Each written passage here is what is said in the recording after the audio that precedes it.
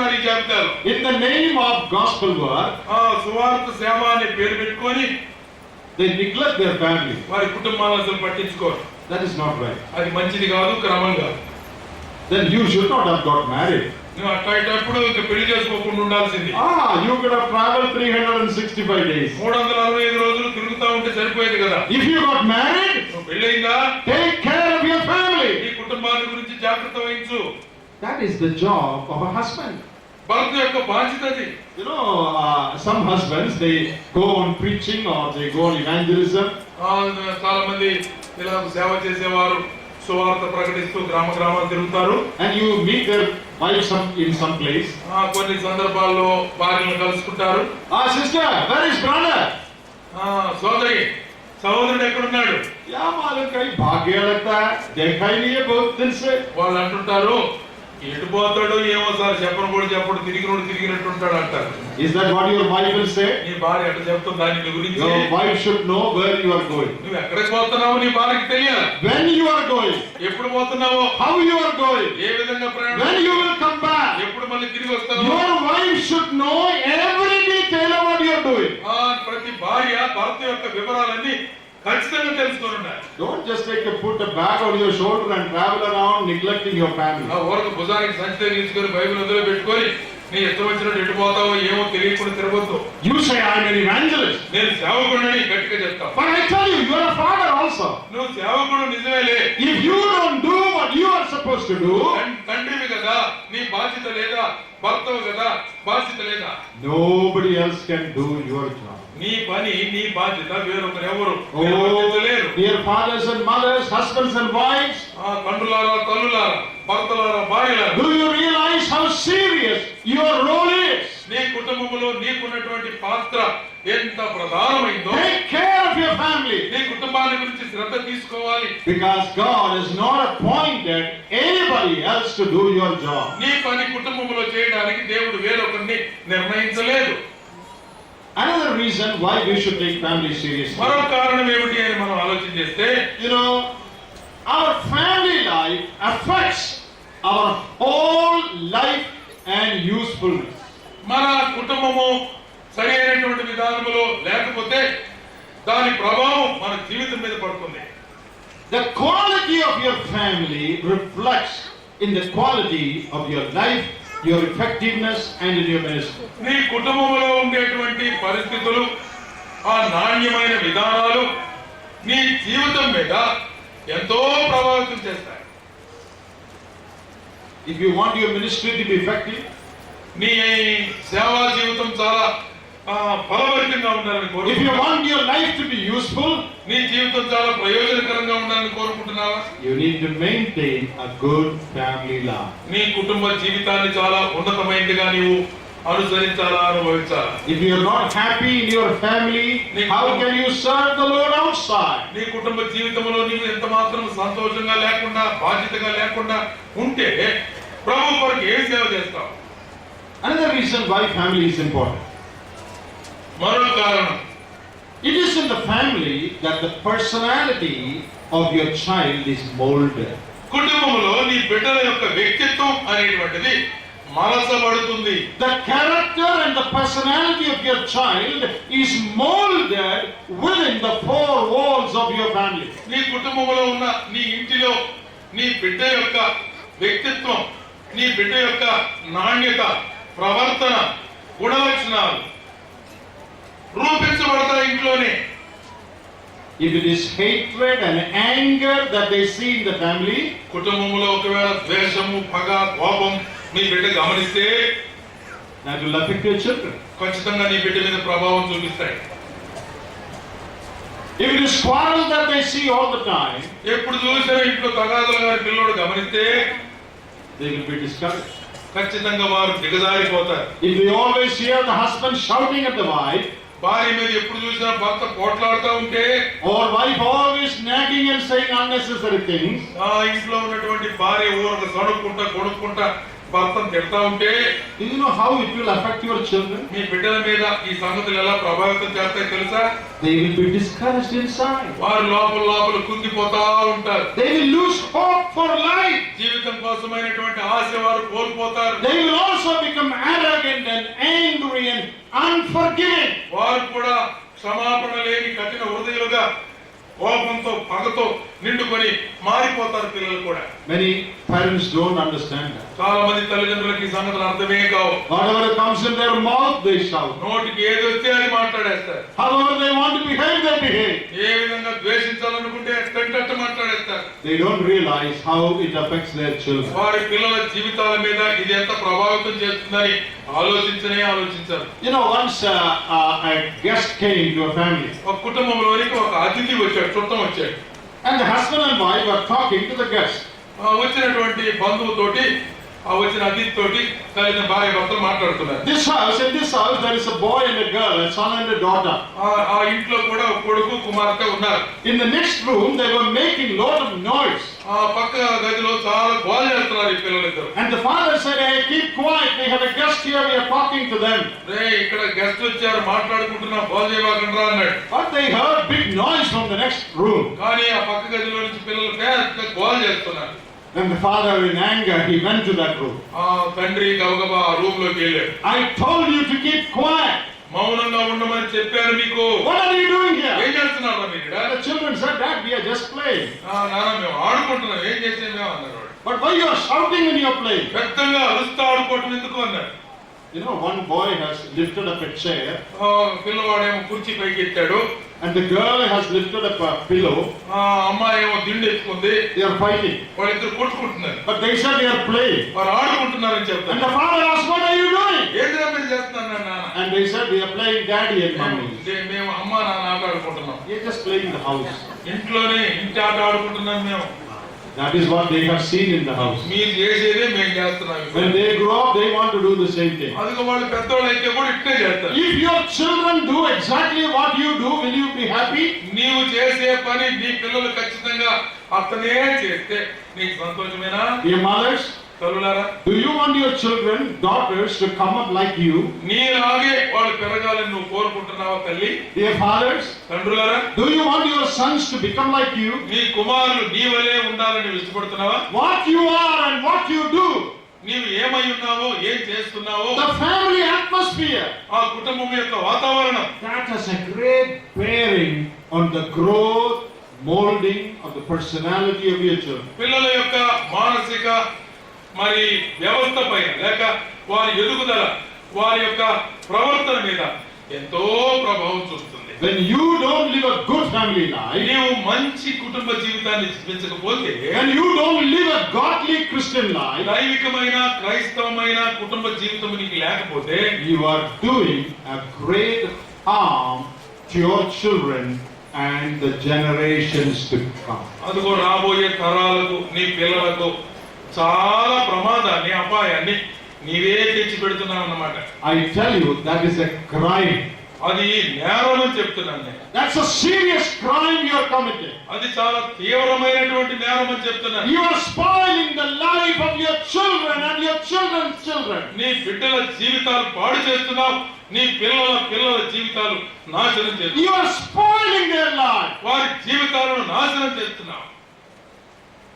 When you live a godly life, నీవు దైవికమైన జీవితాన్ని నీవు జీవించగలిగితే, when you love your wife నీ భార్యను నువ్వు ప్రేమిస్తుంటే, and show your love for your wife, నీ యొక్క ప్రేమ నీ భార్య పట్ల ఎక్కువగా ఉంటే, when you love your husbands భార్యలారా మీ భర్తలు మీరు ప్రేమిస్తే, and submit and obey them, విధేయత కలిగి లోబడి ఉంటే, you are doing a great service for the next generation to రాబోయే come. తరానికి, మీ పిల్లలకు, పిల్ల తరాలకు మీరు గొప్ప సేవ చేసినట్టు. If they grow up in an atmosphere of love, ప్రేమ వాతావరణంలో ఆ బిడ్డలు పెరగగలిగితే, their personality will be molded accordingly. వారి వ్యక్తిత్వం ప్రేమపూరితమైన వ్యక్తిత్వం అవుతుంది. Oh, what an awesome responsibility that is. ఎంత అద్భుతమైన బాధ్యత, ఎంత బలమైన బాధ్యత మనం మీద ఇచ్చాడు. Now, the Bible teaches us that God takes families seriously. దేవుడు కుటుంబాన్ని గురించిన తీవ్రమైన ఆలోచన కలిగి ఉన్నాడు. Look at one example in 1 Timothy chapter 3. మొదటి తిమోతి పత్రిక 3వ అధ్యాయంలో ఒక ఉదాహరణ మనం చూద్దాం. Here Paul is talking about the leadership of the church. సంఘం యొక్క నాయకత్వాన్ని గురించి పౌలు భక్తుడు మాట్లాడుతున్నాడు. 1 Timothy chapter 3. మొదటి తిమోతి పత్రిక 3వ అధ్యాయం. Look at verses 4 and 5. 4, 4-5 వచనాలు మనం చదువుకున్నాం. సంపూర్ణ మాన్యత కలిగి తన పిల్లలను స్వాధీనపరుచుకొనుచు తన ఇంటి వారిని బాగుగా ఏలువాడునై ఉండవలెను. ఎవడైనను తన ఇంటి వారిని ఏలనేరక పోయినేడల అతడు దేవుని సంఘమును ఎలాగూ పాలించును. అతడు గర్వాంధుడై అపవాదికి కలిగిన శిక్షా విధిలోనికి. Okay, here the qualification of a church leader is mentioned. సంఘం యొక్క నాయకులకు ఉండవలసిన అర్హతల గురించిన మాటలు ప్రస్తావించబడ్డాయి. Good family management is a prerequisite to become a Christian leader. క్రైస్తవ సంఘములో ఒక నాయకుడిగా ఉండాలి అంటే ఆ వ్యక్తికి ఉండవలసినటువంటి మరి లక్షణాలు లేక అర్హత ఇక్కడ చెప్పబడింది. There are many qualifications of elders mentioned here. ఇక్కడ చాలా అర్హతలు చెప్పబడ్డాయి. You know, but only just one sentence. ఒక్కొక్క మాటే. He should be blameless. He should be the husband of one wife. స్వస్థబుద్ధి గలవాడు, ఏకపత్ని పురుషుడు, నిందారహితుడు. But when it comes to verse 4, 4వ వచనానికి వచ్చేటప్పటికల్లా the Holy Spirit adds one more sentence or verse in verse 5 to explain the meaning of it. పరిశుద్ధాత్మ దేవుడు ఆ కుటుంబాన్ని గురించి చెప్పవలసి వచ్చినప్పుడు వివరించడానికి మరొక వచనం కూడా కలిపాడు. Manage your family well. తన సంపూర్ణత మాన్యత కలిగి తన పిల్లలను స్వాధీనపరచుకొనుచు తన ఇంటి వారిని బాగుగా ఏలువాడై ఉండాలి. In the next verse, an explanation is given. తర్వాత వచనంలో దానికి సంబంధించిన వివరణ ఇవ్వబడింది. If a man knows not how to manage his own house, how shall he take care of the church of God? ఎవడైనా తన ఇంటి వారిని ఏలనేరకపోయిన ఎడల అతడు దేవుని సంఘమును ఎలాగూ ఏలును.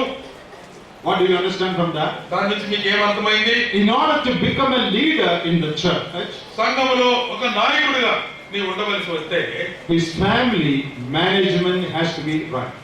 తన కుటుంబంలో ఉండే పాలనా పద్ధతి సక్రమంగా ఉండాలి. It is not enough to know the Bible. Bible తెలిసినంత మాత్రాన సరిపోదు. It is not enough to have the gift of teaching. బోధించే వరం కలిగి ఉండడం మాత్రమే చాలదు. Your family life should be right. నీ కుటుంబ జీవితం చాలా క్రమంగా ఉండాలి. Why does God insist on that? దేవుడు దాని మీద ఎందుకు ఎక్కువ నొక్కి చెప్తున్నాడు? Because family is important to God. దేవునికి కుటుంబం అనేది చాలా ప్రధానమైంది. If family was not important to God, God would not have put this condition there. ఒకవేళ కుటుంబమే ముఖ్యమైనది కాకుండా ఉంటే దేవుడు ఈ షరతు పెట్టుండేవాడు కాదు. Dear brothers and sisters, ప్రియమైన సోదరులారా, do you see how important how God takes family so seriously? కుటుంబాన్ని ఎంత తీవ్రంగా దేవుడు పరిగణిస్తున్నాడో గమనిస్తున్నారా? In order to become a leader in the family, God says, I want to see your family life first. సంఘములో ఒక వ్యక్తి బాధ్యత కలిగినటువంటి నాయకుడిగా ఉండవలసి వస్తే కుటుంబ జీవితాన్ని చూస్తున్నాడు. To become the president of a country, there is no such rule. భారతదేశం యొక్క అధ్యక్షుడు కావాలంటే, రాష్ట్రపతి కావాలంటే ఇట్లాంటి రూల్ ఏమీ లేదు. To become the prime minister also, there is no such rule. Prime minister కావాలన్నా కూడా, ప్రధానమంత్రి కావాలన్నా కూడా ఇటువంటి రూల్ ఏమీ లేదు. You know about our prime minister, right? మన ప్రైమ్ మినిస్టర్ సంగతి మీ అందరికీ తెలుసు. There is no such rule. అటువంటి రూలే లేదు కదా. Ruling such a big land, ఇంత పెద్ద దేశాన్ని పరిపాలన చేస్తూ, but to rule a church, సంఘాన్ని పరిపాలన చేస్తున్నప్పుడు, church of 20 people, 20 మంది ఉన్న చిన్న సంఘమే కావచ్చు, God says your family management is important. నీ కుటుంబ పాలన క్రమమైనదిగా ఉండాలి. Is family important to God? దేవుని యొక్క ఉద్దేశంలో కుటుంబం ముఖ్యమైతే It is. అవును, అది ముఖ్యమైనది. That is why God puts that condition here. అందుకే ఇలాంటి షరతు దేవుడు విధిస్తున్నాడు ఇక్కడ.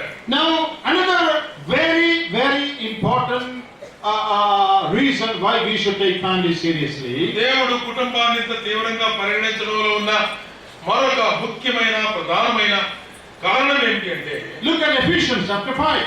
ఎఫెసీయులకు రాసిన పత్రిక 5వ అధ్యాయం చూడండి. And verse 32. 32వ వచనం. Ephesians 5:32. ఎఫెసీ పత్రిక 5వ అధ్యాయం 32వ వచనం. This is a great mystery that I speak concerning Christ and the church. ఈ మర్మము గొప్పది, అయితే నేను క్రీస్తును గురించి, సంఘమును గురించి చెప్పుచూ ఉన్నాను. Husband-wife relationship is a picture of Christ-church relationship. భార్యాభర్తల సంబంధాన్ని గురించిన ఆ పటం క్రీస్తు సంఘమునకు ఉన్నటువంటి సంబంధాన్ని తెలిపే పదం. No other relationship in the world is a picture of Christ and the church. ప్రపంచంలో ఉన్న మరి ఏ సంబంధం కూడా క్రీస్తు ప్రభు సంఘానికి ఉన్న సంబంధాన్ని వివరించలేవు. Only one relationship. ఒకే ఒక సంబంధం. If you don't live well as a husband and wife, భార్యాభర్తలుగా మీరు క్రమమైన రీతిలో జీవించలేకపోతే, if husband doesn't love, భర్త ప్రేమించకపోతే భార్యను, if her wife doesn't submit, ఆ భార్య లోబడి ఉండకపోతే, you are presenting a wrong, perverted picture of Christ and the church before the world. మీరు సరైన క్రమములో లేకపోతే క్రీస్తుని గురించి సంఘాన్ని గురించి విరుద్ధమైన పటాన్ని మీరు చూపిస్తున్నారు లోకానికి. You will be held responsible for misrepresenting Christ and the church in the world. ప్రపంచానికి క్రీస్తు ప్రభువు సంఘాన్ని చూపించే విషయంలో మీరు ఓడిపోయారు. దేవుడు మిమ్మల్ని బాధ్యులుగా చేస్తాడు. Don't say it doesn't matter how I behave with my wife or with my husband. నా భార్యతో నేనట్టుంటే నా భర్తతో నేనట్టుంటే అనబాకండి. Oh, it matters.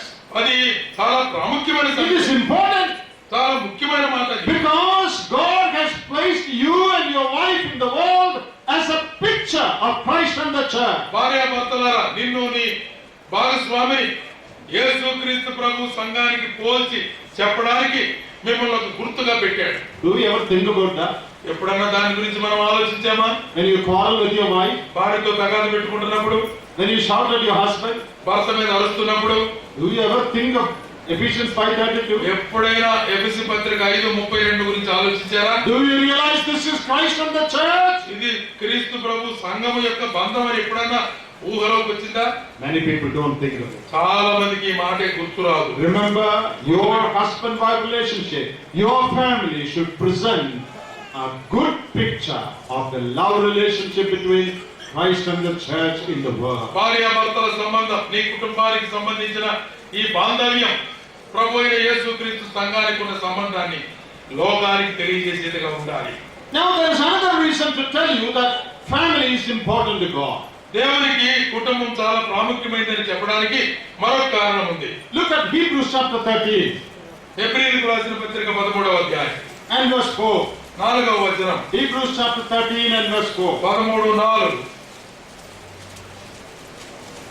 వివాహము అన్ని విషయములలో ఘనమైనదిగాను పానుపు నిష్కల్మషమైనదిగాను ఉండవలెను. వేశ్యా సంఘులను వ్యభిచారులకు దేవుడు తీర్పు తీర్చును. Marriage is honorable, వివాహము అన్ని విషయములలో ఘనముగా, and God says, దేవుడు అన్నాడు, whoremongers and adulterers, God will judge. వేశ్యా సంఘులను వ్యభిచారులకు దేవుడు తీర్పు తీరుస్తాడు. An adulterer is one who gets related to someone who is not their partner. వ్యభిచారులు అంటే తన భాగస్వామితో కాకుండా వేరే వారితో అక్రమ సంబంధం కలిగి ఉండేవారు. Relationship outside your marriage. నీ వివాహానికి సంబంధము లేని వ్యవహారం అది. It is called extramarital affair. అది అక్రమమైన సంబంధం అని మనం చెప్తాం. Outside your marriage. నీ కుటుంబానికి వెలుపల ఉన్న సంబంధం అది. What does the Bible say? Bible ఏం చెప్తుంది? God will judge. దేవుడు వారికి తీర్పు తీరుస్తాడు. Why should God judge? ఎందుకు దేవుడు తీర్పు తీరుస్తాడు? Why should God judge a husband who gets related to another woman? ఒక భర్త వేరే ఒక స్త్రీతో సంబంధం పెట్టుకుంటే దేవుడు ఎందుకు తీర్పు తీరుస్తాడు? Why should God punish a woman who gets related to another man other than her husband? భర్తతో కాకుండా వేరే పురుషులతో సంబంధం కలిగి ఉండే స్త్రీని దేవుడు ఎందుకు తీర్పు తీరుస్తాడు? Because this relationship is important to God. దేవునికి ఈ భార్యాభర్తల సంబంధం అనేది చాలా ప్రాముఖ్యమైనది, తీవ్రమైనది కనుక. In the book of Proverbs also we read the same thing. సామెతల గ్రంథంలో కూడా ఇదే మాట మనం చదువుతాం. A man who goes to another man's wife will surely be punished. We read that. మనం చదువుతాం సామెతల గ్రంథంలో ఒక వ్యక్తి పొరుగువాని భార్యను మరి అవమానపరిచేవాడు తప్పుగా శిక్ష పొందుతాడు. Anyone who goes into another's wife, వేరొక పొరుగువాని యొక్క భార్యను ఆశించిన వారికి తీవ్రమైన శిక్ష ఉంది. surely be punished. ఖచ్చితంగా తీర్పు తీర్చబడతాడు. It is true that God will punish every sin.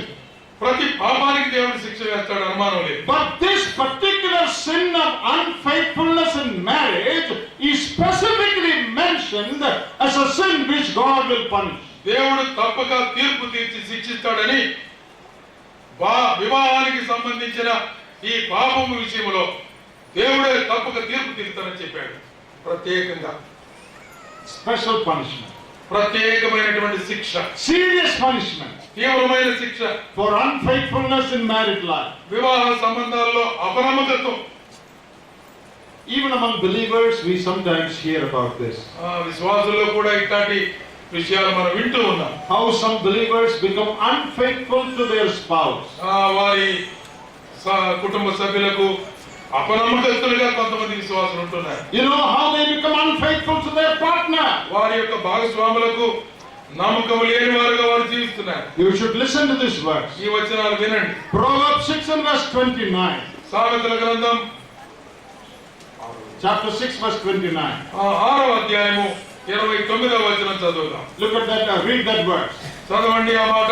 6:29. 6వ అధ్యాయము 29వ వచనం. తన పొరుగు వారి భార్యను కూడువాడు ఆ ప్రకారమే నాశనమగును, ఆమెను ముట్టువాడు శిక్ష తప్పించుకొనడు. You see, here in the English Bible it says, whosoever toucheth her. ఆమెను ఎవరైనా ముడితే వేరే వారి భార్యను. That means with the wrong intention. దుర్మార్గమైనటువంటి ఆలోచనతో. In Matthew 5:28, మత్తయి సువార్త 5:28లో the Lord Jesus said, if you look at a woman to lust after her, you have committed adultery in your heart. అదిగో నీవు కామపు మోహపు చూపుతో పర స్త్రీని నీవు చూస్తే ఆమెను నువ్వు వ్యభిచరించినట్లు అంటున్నాడు. Even a wrong look, నువ్వు చూడకూడని చూపు చూస్తే చాలు. a wrong touch, తాకకూడని ఆలోచనతో తాకితే will bring punishment. ఖచ్చితంగా నీవు శిక్షకు పాత్రుడు అవుతావు. Why? ఎందుకు? Because family relationship is holy, sanctified, important in the sight of God. వివాహ బంధము అనేటువంటిది దేవుని దృష్టిలో చాలా పవిత్రమైంది, పరిశుద్ధపరచబడింది. దేవుడు దాన్ని తీవ్రంగా పరిగణిస్తాడు. Dear husbands and wives, ప్రియమైన భర్తలారా, భార్యలారా, keep it sanctified. మీ వివాహ బంధాన్ని పవిత్రంగా ఉంచుకోండి. You should be faithful to your life partner. నీ జీవిత భాగస్వామికి ఒకరికొరకు ఒకరు నమ్మకంగా జీవించాలి. Any unfaithfulness, God says, I will punish. ఏ అపనమ్మకత్వమైనా కూడా దేవుడు అంటున్నాడు, నేను తప్పక శిక్షిస్తాను అంటున్నాడు. Before I close, let me show you one more reason why family is important. నేను ముగించక ముందు ఒకే ఒక కారణాన్ని మీకు చూపించి ముగిస్తాను. 1 Timothy chapter 5. తిమోతి మొదటి పత్రిక 5వ అధ్యాయం. Look at verse 4. 4వ వచనం చూద్దాం. తిమోతి మొదటి పత్రిక 5వ అధ్యాయము 4వ వచనం. అయితే ఏ విధవరాలకైనాను పిల్లలు గాని మనములు గాని ఉండిన ఎడల వీరు మొదట తమ ఇంటి వారి ఎడల భక్తి కనపరచుటకు తమ తల్లిదండ్రులకు ప్రత్యుపకారం చేయుటకును నేర్చుకొనవలెను. Now look at the usage there. ఇక్కడ చెప్పబడినటువంటి పదజాలం గమనిద్దాం. So let them learn first to show piety at home.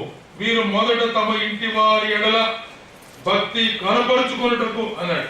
Family is the first place or area where our godliness has to be shown. దైవత్వం, దైవికమైనటువంటి విధానం చూపించబడడానికి మొదటి స్థలము గృహమే, కుటుంబమే.